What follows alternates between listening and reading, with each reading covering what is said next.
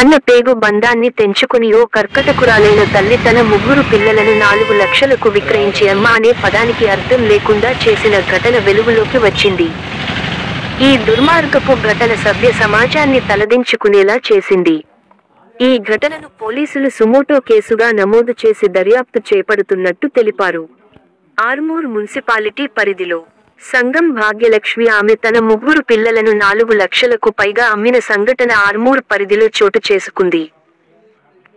Armoor police స్టేషన్లో విధులు నిర్వర్తిస్తున్న ACG Chinnaiah patrolling చేస్తుండగా సంగం భాగ్యలక్ష్మి ఆమె తన 3 పిల్లలను ఇతరులకు అమ్మి వేసింది. తన 3 పిల్లలలో ఒకరిని బత్తుల గంగాధర్కి ₹1,00,000, ఒకరిని సలావాసు వనజకి ₹2,00,000, ఇంకొకరిని దేశబోయి నరసయ్యకు ₹1,20,000 అమ్మినట్లు ఆయన తెలిపారు. పిల్లలను అమ్మిన సంగం భాగ్యలక్ష్మిపై సుమోటో కేసు నమోదు చేసుకుని ఇన్వెస్టిగేషన్ చేస్తున్నట్లు సి. తిరునగిరి గోవింద్ తెలిపారు. ప్రస్తుతం తల్లి పరారీలో ఉన్నట్లు వారు తెలిపారు.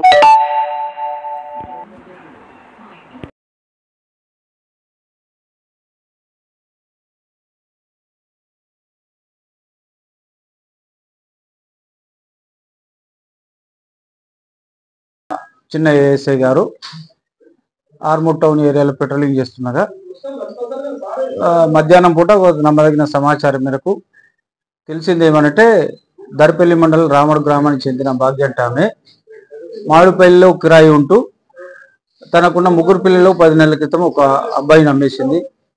ఆ తర్వాత ఇంకో 2 పిల్లలను కూడా అమ్మేసిందనే విషయంలో ఎవరు ఫిర్యాదు రానందున సుమోటోలో కేసు నమోదు చేయడం జరిగింది. భాగ్యం టైం ఆచూకు తెలుసుకున్న తర్వాత డీటెయిల్గా దాని కారణాలు తెలుసుకొని తగిన చర్య తీసుకోబడుతుంది. భాగ్యం పరారీలో ఉందని దానికి టచ్లో లేదు. మా టీమ్స్ పోయినాయి, అరెస్ట్ చేసిన తర్వాత మేము డీటెయిల్గా అన్ని చెప్పడం జరుగుతుంది. పిల్లల పేర్లు అనేది రాసుకుంటూ 3 పేర్లు ఉన్నాయి. పిల్లలు ఒకటి అంటే భీమల్ ఏరియాలో ఒకరికి అమ్మింది,